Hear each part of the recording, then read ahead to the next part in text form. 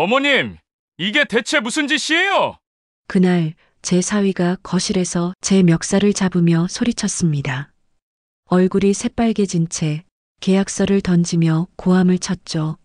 15억짜리 공장을 우리한테 한마디 상의도 없이 팔아버리셨다고요? 이게 말이 됩니까?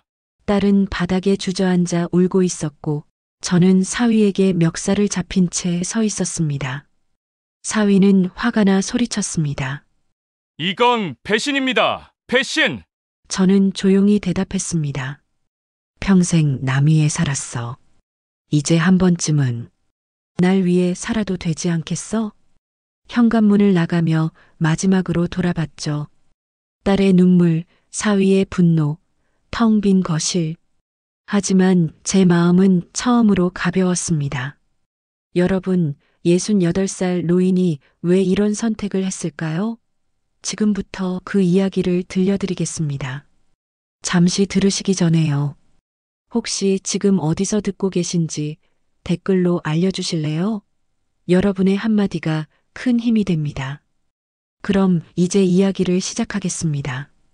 안녕하세요. 저는 강만호, 올해 68살입니다. 네, 만호라는 이름이 조금 특이하죠? 여자인데 남자 이름 같다고들 하세요. 어릴 때 참 많이 놀림 받았어요. 학교 출석부 부를 때마다 선생님들이 헷갈려 하셨죠. 강만호? 네. 아, 여학생이구나. 아버지가 지어주신 이름이었어요. 망가지 호수처럼 넓고 깊은 마음을 가진 사람이 되라고요. 하지만 어머니는 평생 못마땅해 하셨죠. 아들 이름 같은 걸 왜 딸한테 지어줬어요. 여자라고 약하게 살라는 법 있나? 강하게 살아야지. 생각해보면 그 이름처럼 살았던 것 같아요. 여자라서 대학 못 가도 참았고, 시집가서 시어머니 모진 구박을 받아도 참았고, 남편이 일찍 세상을 떠났을 때도 무너지지 않고 버텼죠. 만호, 망가질 것을 품고 견디는 호수처럼요. 평생 작은 철강 가공 공장 하나로 가족을 먹여 살린 평범한 어머니였어요. 철근 냄새, 용접 불빛 속에서 손에 굳은 살 박히도록 일했죠. 남편은 제가 35이었을 때 교통사고로 세상을 떠났습니다. 1991년 여름이었어요. 그때 어렵게 가진 하나밖에 없는 딸 수진이는 갓 돌을 지났을 무렵이었어요.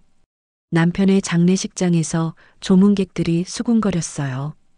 이제 어쩌려고, 저 어린 것을 데리고, 여자 혼자 공장을 어떻게 운영해. 팔아야지 뭐. 빚도 있다던데. 하지만 저는 팔지 않았습니다.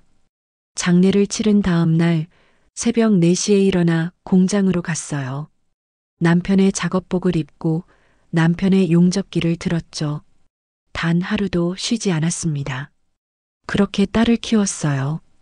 서울에 있는 대학을 보냈고 대기업에 취직시켰죠.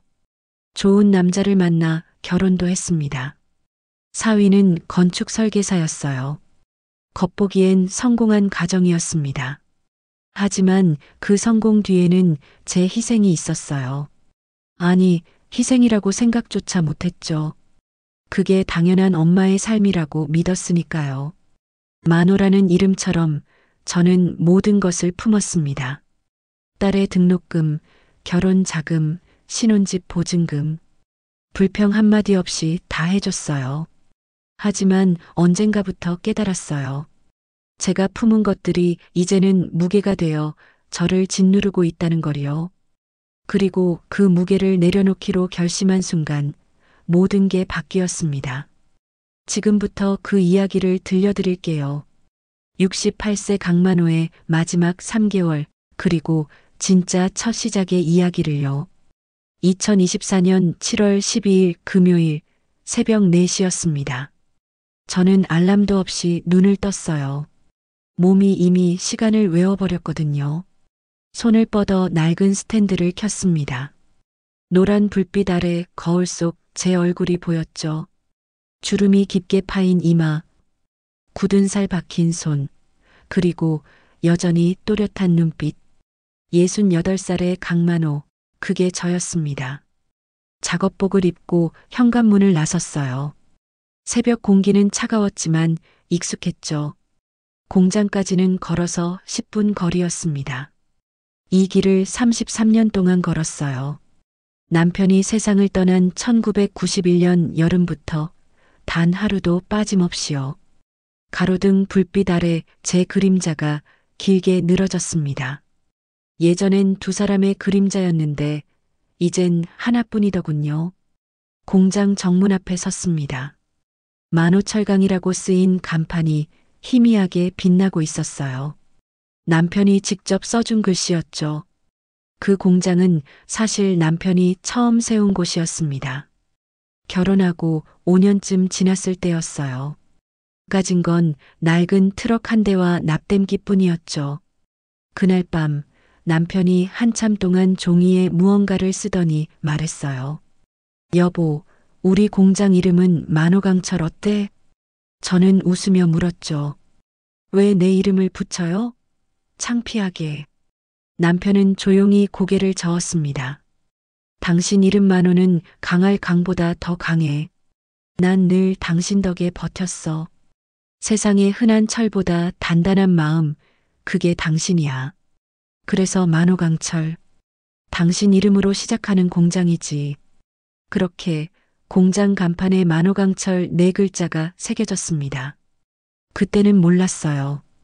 그 이름이 남편이 제게 남긴 첫 번째이자 마지막 선물이 될 줄은요.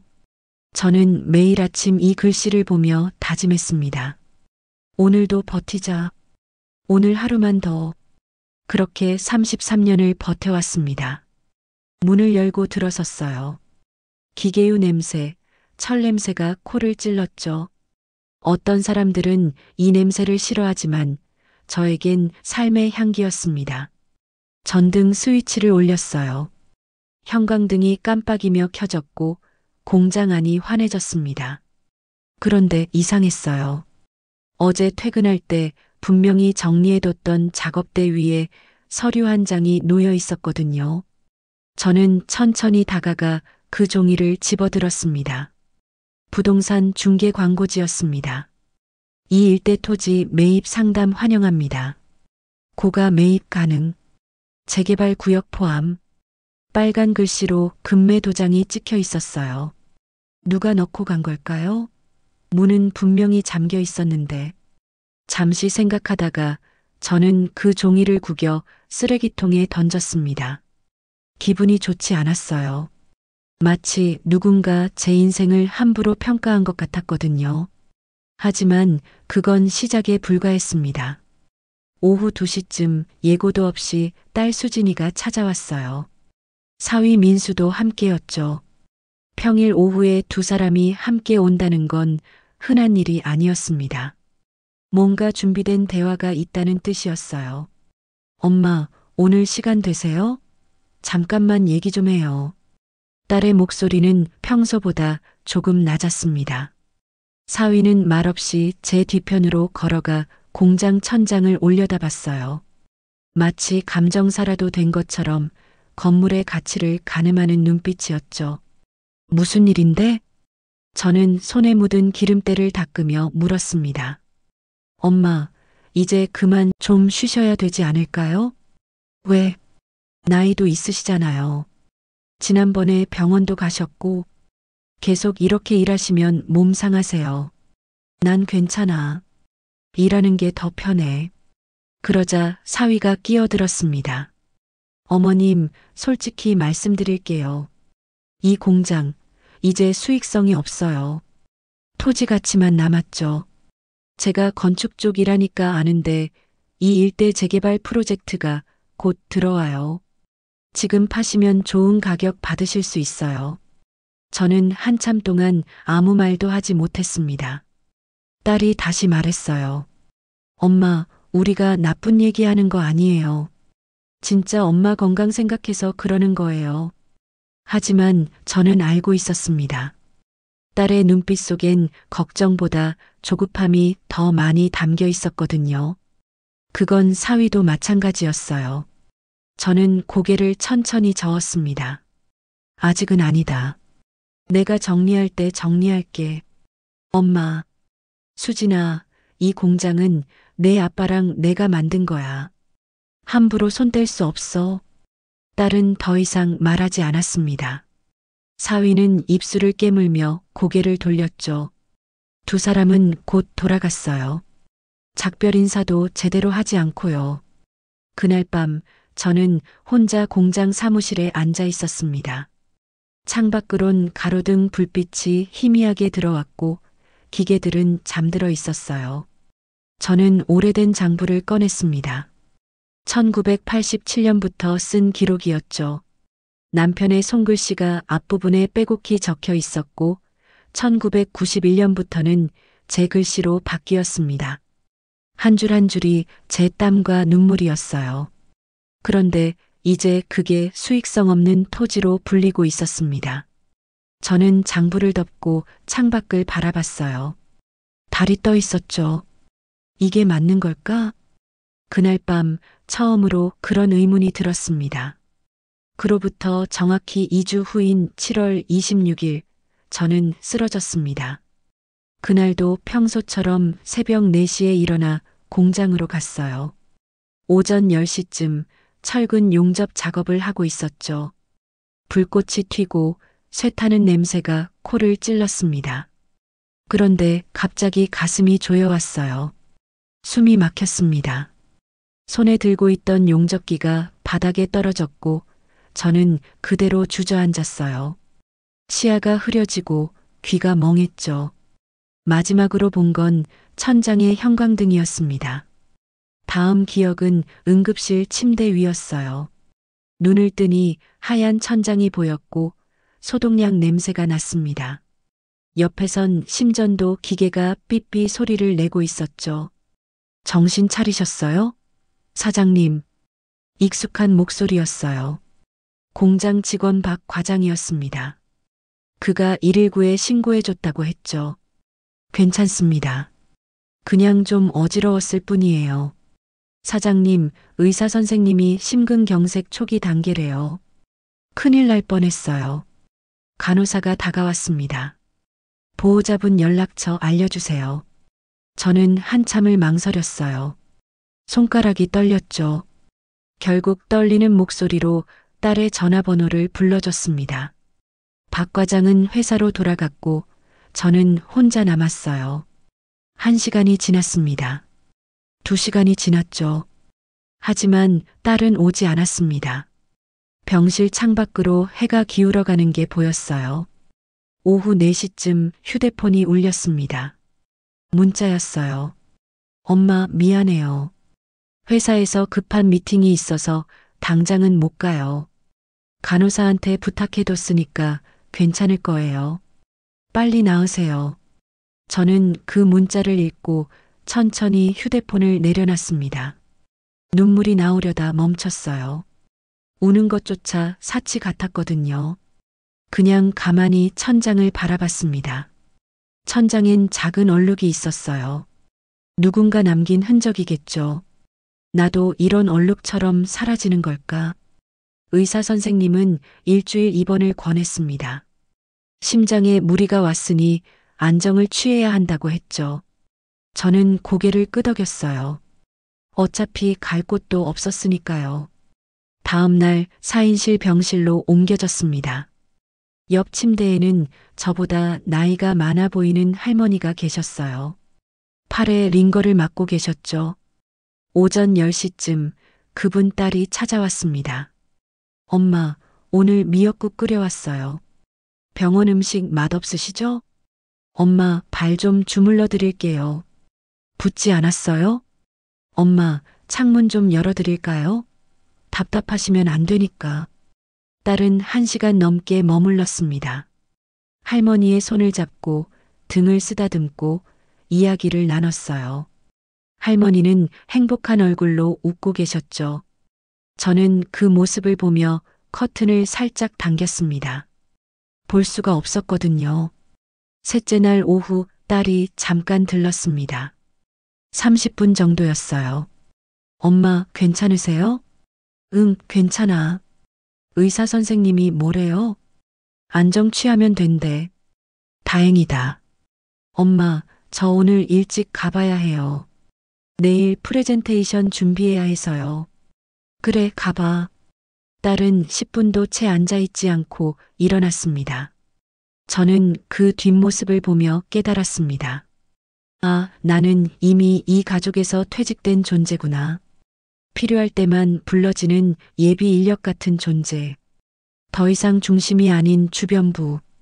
그게 지금의 저였습니다. 넷째 날, 옆 침대 할머니 가족이 또 왔어요. 이번엔 손자도 함께였죠. 어린아이가 할머니 침대 옆에서 그림을 그리고 있었습니다. 할머니, 이거 할머니 그림이에요. 어머, 우리 손자 그림 정말 잘 그린다. 웃음소리가 병실을 가득 채웠습니다. 저는 이어폰을 끼고 눈을 감았어요. 하지만 소리는 들렸죠. 행복한 소리가요. 일주일 후 퇴원하는 날이었습니다. 제사장 결심, 딸이 차로 데리러 왔어요. 조수석에 앉았지만 차 안은 조용했습니다. 딸은 내비게이션 화면만 보고 있었고 저는 창밖 풍경을 멍하니 바라봤죠. 신호등에 걸렸을 때 딸이 말했습니다. 엄마, 이제 진짜 무리하지 마세요. 공장 일은 다른 사람 시키시고요. 알았어. 요양보호사 알아볼까요? 아니, 괜찮아. 엄마 혼자 계시면 위험해요. 괜찮다니까. 더 이상 대화는 없었습니다. 집 앞에 내려주며 딸이 말했어요. 엄마, 조심하세요. 저 다음 주에 출장 가야 해서 한동안 못 와요. 그래, 다녀와. 차가 떠나는 걸 보며 저는 한참을 서 있었습니다. 그날 밤 혼자 저녁을 데웠어요. 냉장고엔 딸이 몇 달 전에 사다 놓은 반찬들이 그대로 있었습니다. 유통기한이 지난 것들도 많았죠. 식탁에 앉아 밥을 먹는데 문득 이런 생각이 들었습니다. 이렇게 사는 게 맞나? 수저를 들고 있던 손이 떨렸어요. 그날 밤 저는 오랫동안 잠들지 못했습니다.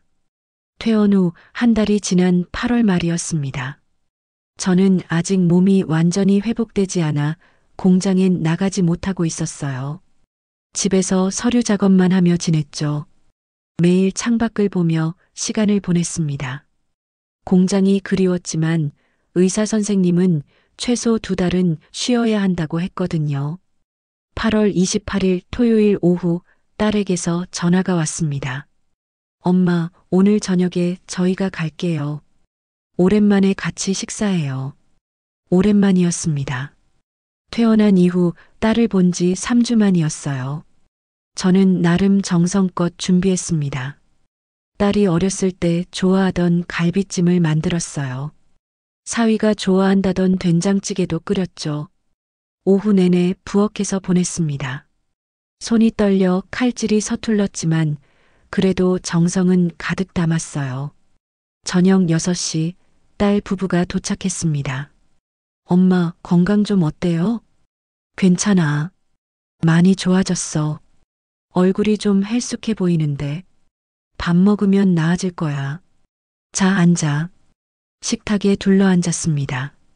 저는 딸과 사위의 그릇에 밥을 담아줬어요. 예전처럼요. 처음엔 분위기가 괜찮았습니다. 딸은 회사에서 승진 대상자로 올랐다는 이야기를 했어요. 사위는 최근 따낸 아파트 리모델링 프로젝트 이야기를 했죠. 저는 고개를 끄덕이며 들었습니다. 그저 듣기만 했어요. 그래, 잘 됐다. 수고 많았겠구나. 어머님 덕분에 여기까지 왔죠. 사위의 말엔 진심이 담겨 있지 않았습니다. 그냥 예의상 하는 말이었어요. 저는 그걸 알면서도 웃어줬죠. 식사가 끝났습니다. 엄마, 설거지는 제가 할게요. 아니야, 내가 할게. 넌 쉬어. 그럼 제가 커피 타올게요. 딸이 부엌으로 갔고 저는 설거지를 시작했어요. 수도꼭지를 틀고 그릇을 씻었죠. 물소리가 졸졸 흘렀습니다. 그때였어요. 거실에서 딸 부부의 대화가 들려왔습니다. 처음엔 신경 쓰지 않으려 했어요. 하지만 목소리가 점점 커졌습니다. 여보, 어머니 공장 문제 언제까지 이러고 있을 거예요? 그러게 말이에요. 이번 재개발 프로젝트 타이밍 놓치면 나중엔 더 힘들어요. 제 손이 멈췄습니다. 어머니 때문에 우리가 회사 못 파는 거잖아요. 지난번에도 말씀드렸는데 계속 미루시고. 맞아요. 그 낡은 공장, 솔직히 이제 가치도 없어요.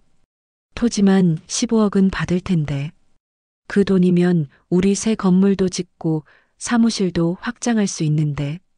그릇을 쥔 제 손이 떨렸습니다. 요양병원 알아보는 게 어때요? 어머니 혼자 사시기엔 무리예요. 건강도 안 좋으시잖아요. 그게 나을 것 같아요. 어머니도 편하실 거고, 우리도 엄마 걱정을 덜 해도 되고, 조만간 진지하게 말씀드려야겠어요. 그 순간이었습니다. 제 손에서 컵이 미끄러져 바닥으로 떨어졌어요. 쨍그랑. 유리 깨지는 소리가 부엌에 울려 퍼졌습니다. 깨진 건 컵이 아니었어요. 제 마음이었죠. 거실이 조용해졌습니다. 딸이 황급히 부엌으로 뛰어왔어요. 엄마, 괜찮으세요? 다치셨어요? 저는 고개를 천천히 저었습니다. 괜찮아. 그냥 손이 미끄러졌어. 어머, 손 베이셨어요? 잠깐만요. 밴드 가져올게요. 딸은 다급히 약장으로 갔고 사위는 문 앞에서 어색하게 서 있었어요. 저는 바닥에 떨어진 유리 조각들을 바라봤습니다. 형광등 불빛에 반짝이는 파편들이 제 모습 같았어요.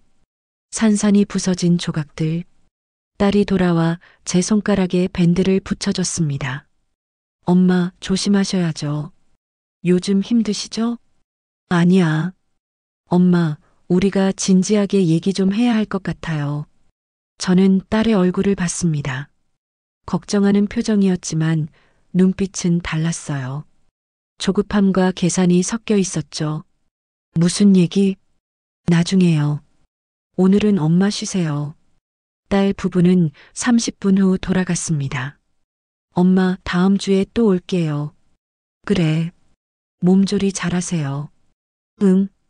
문이 닫혔습니다. 저는 한참 동안 그 자리에 서 있었어요. 거실로 돌아와 소파에 앉았습니다. 불을 끄지 않았어요. 어둠이 무서웠거든요. 창밖으론 달이 떠 있었고 바람이 나뭇가지를 흔들고 있었습니다. 저는 그제야 깨달았습니다. 제가 평생 지켜온 것들이 이제는 누군가에게 짐이 되어버렸다는 거리요. 33년간 쌓아온 공장은 낡은 건물이 됐고 제 인생은 처리해야 할 문제가 됐습니다. 그리고 저는 요양병원에 보내야 할 노인이 된 거였죠. 그날 밤 저는 눈물을 흘리지 않았습니다.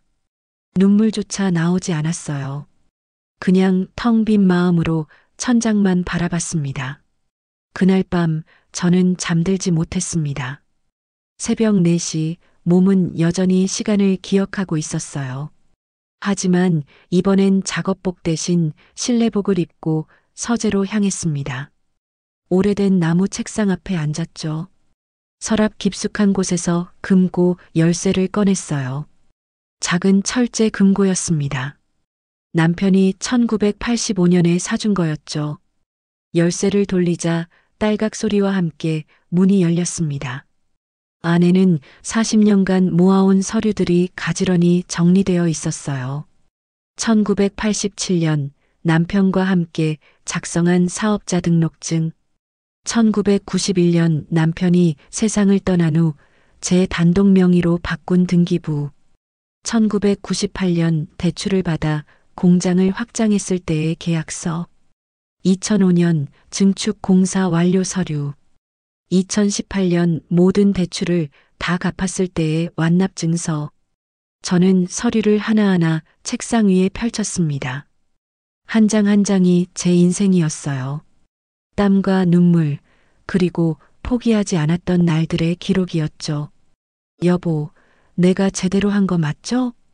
텅 빈 서재에 혼잣말이 울려 퍼졌습니다. 대답은 없었어요. 33년 전부터 대답은 없었죠. 저는 천천히 휴대폰을 집어들었습니다. 며칠 전 공장에 놓여 있던 부동산 광고지, 그 번호를 눌렀어요. 새벽 5시였지만 저는 망설이지 않았습니다. 통화 버튼을 눌렀죠. 신호음이 3번 울렸습니다. 여보세요? 만호철강 사장 강만호입니다. 공장 매각 상담 좀 하고 싶은데요. 9월 2일 월요일 부동산 중개인이 공장을 방문했습니다. 김대리라는 30대 남자였어요. 정장을 입고 태블릿을 들고 있었죠. 사장님, 이 일대가 재개발 예정 구역이라 토지 가치가 높습니다. 건물은 노후됐지만 위치가 좋아요. 그는 공장을 한 바퀴 돌며 사진을 찍었습니다. 저는 그 모습을 조용히 지켜봤어요.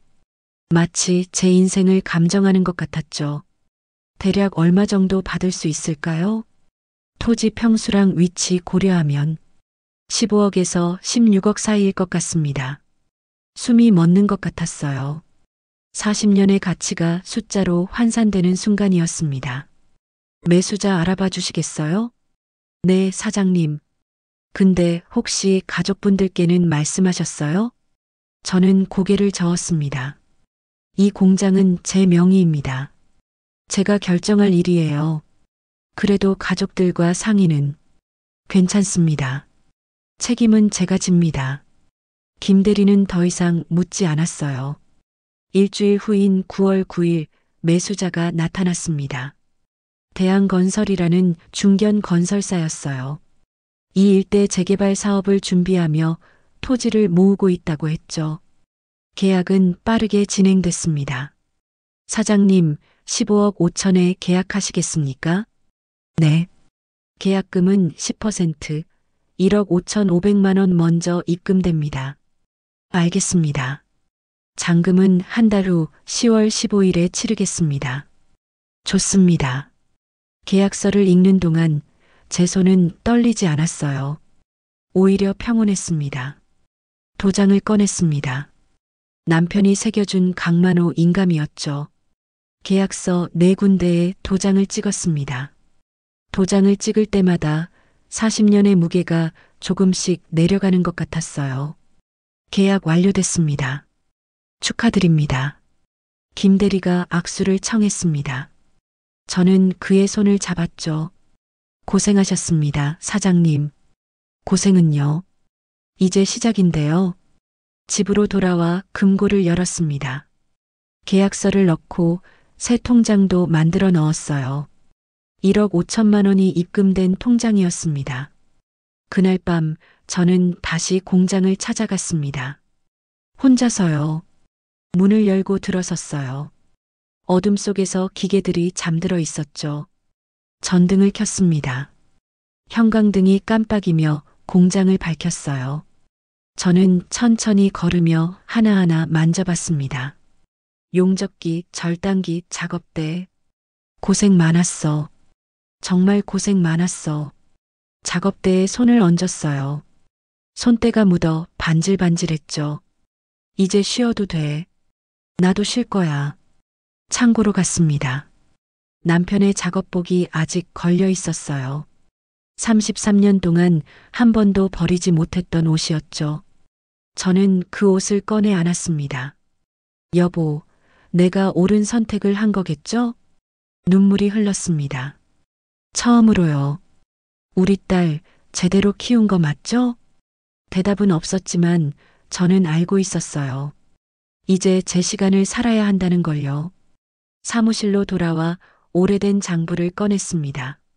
마지막 장에 이렇게 적었어요.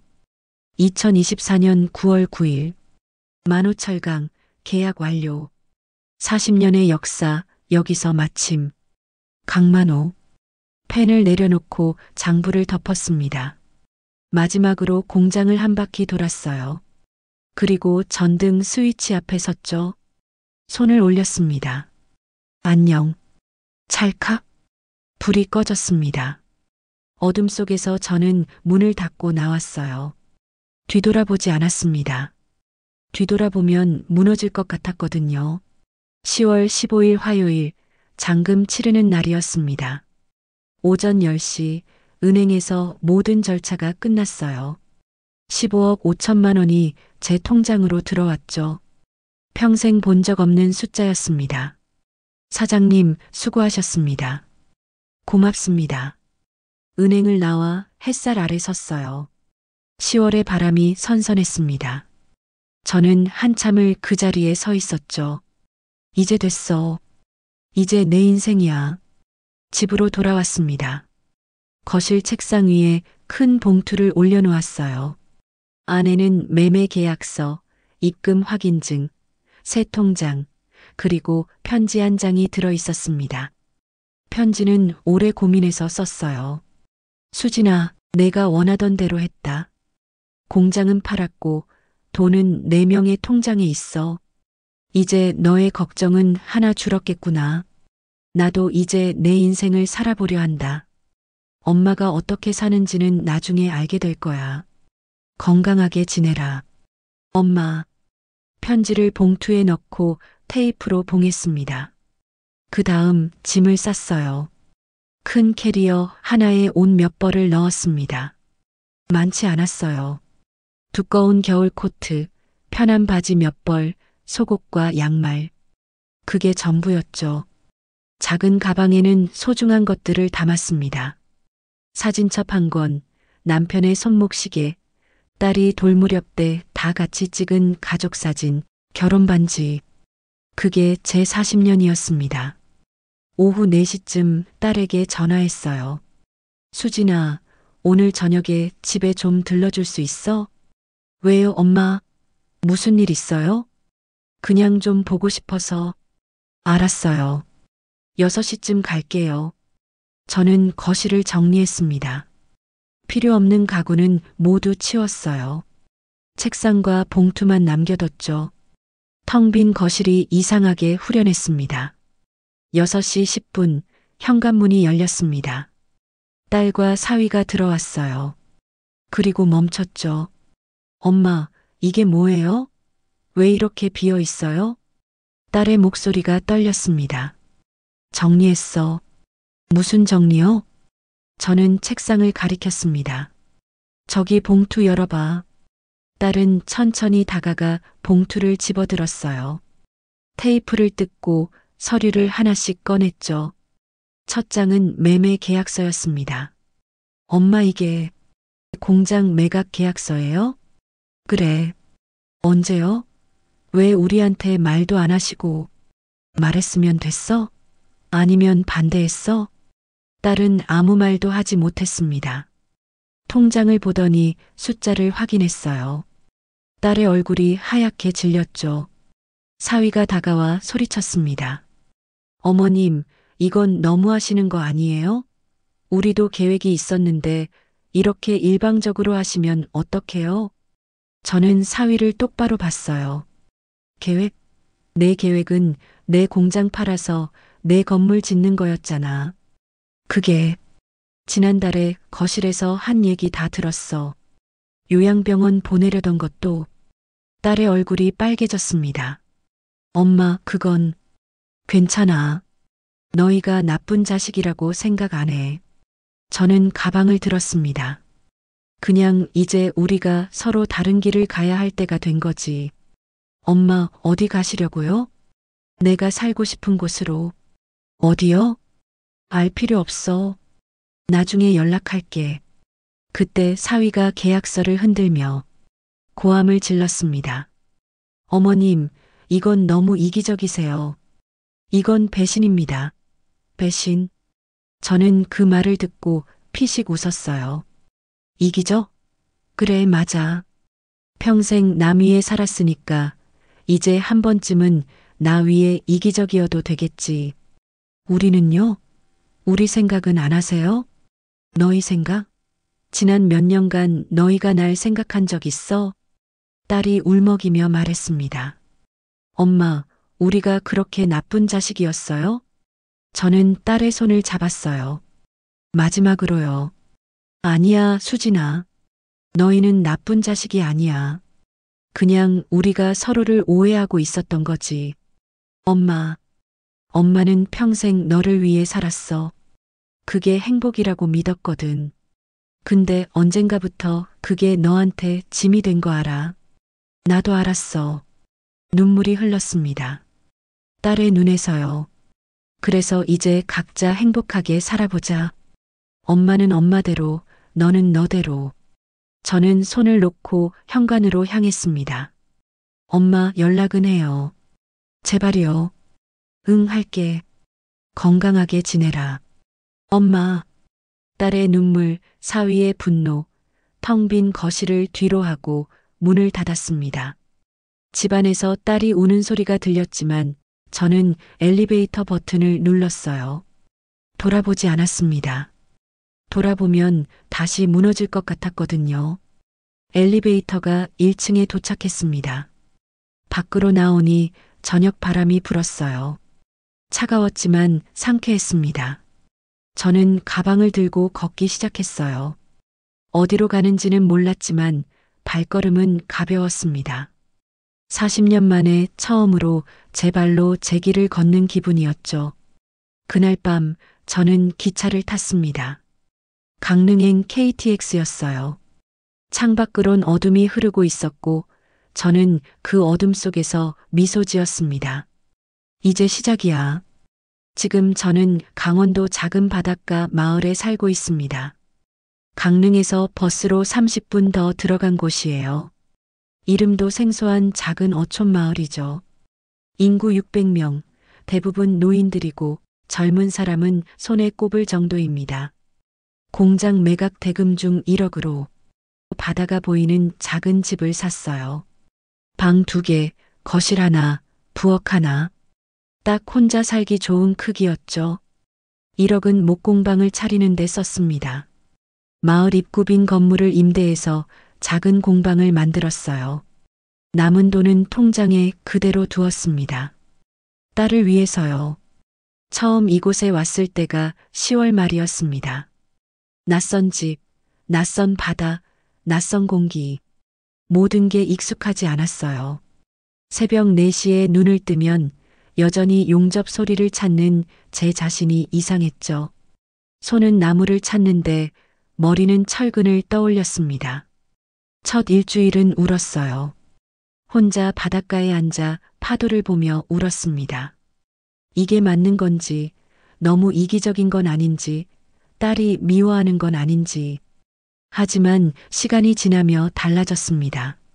11월 초 목공방에서 처음으로 나무를 깎았어요. 소나무였죠. 손에 쥔 대패가 낯설었지만 나무 향기는 좋았습니다. 철 냄새와는 완전히 달랐어요. 하루 종일 깎았습니다. 저녁 무렵 작은 나무 숟가락이 완성됐어요.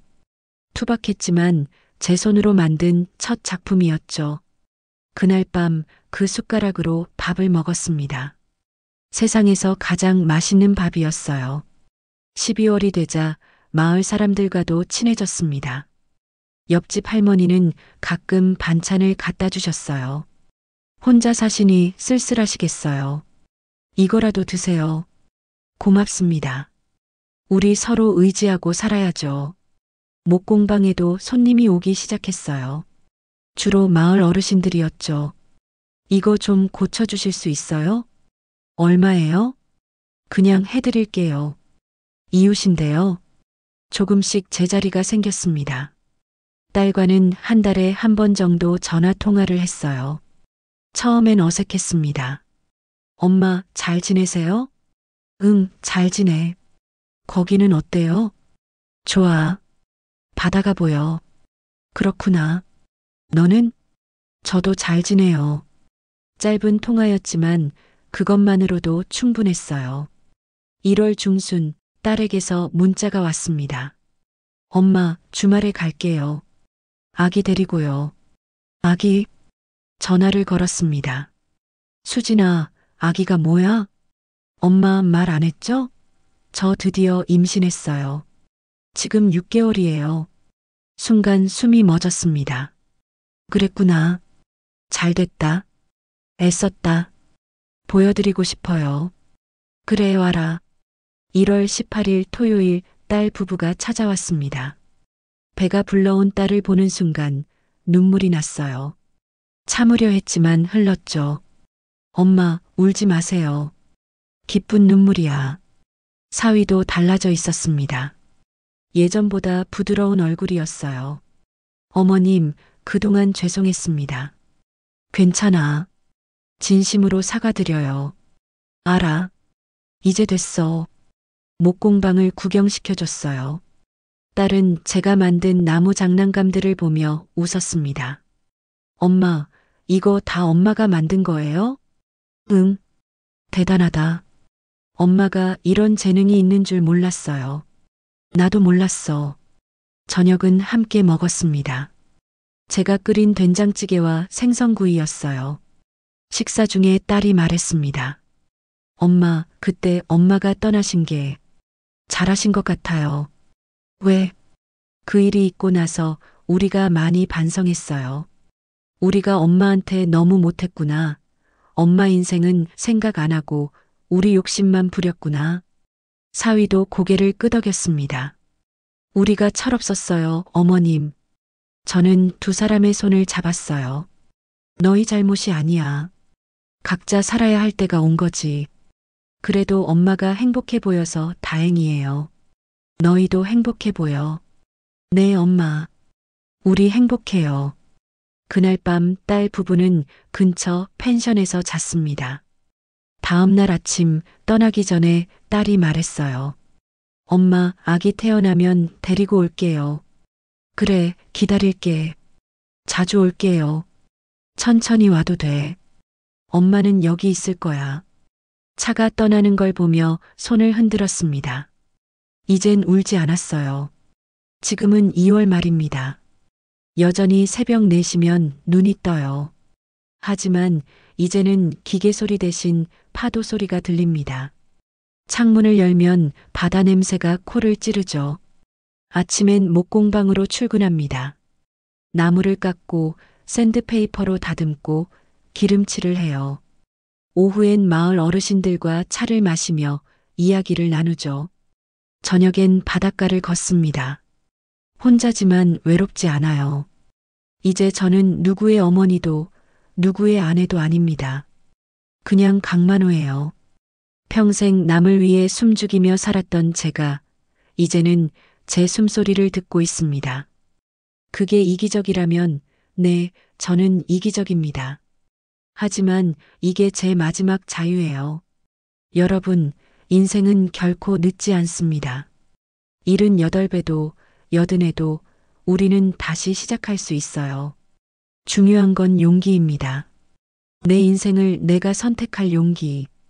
그 용기만 있다면 우리는 언제든 새로운 출근을 할 수 있습니다. 마지막 출근이 아닌 진짜 첫 출근을요. 오늘도 저는 새벽 4시에 눈을 떴습니다. 그리고 저는 작업복이 아닌 편한 옷을 입고 목공방으로 향해요. 그리고 이런 하루하루가 너무 좋습니다. 당신의 인생, 당신이 주인공입니다. 오늘의 이야기는 어떠셨나요? 여러분의 생각을 댓글로 남겨주세요. 그리고 구독과 좋아요는 다음 이야기를 만드는 큰 힘이 됩니다. 오늘도 따뜻한 하루 보내세요.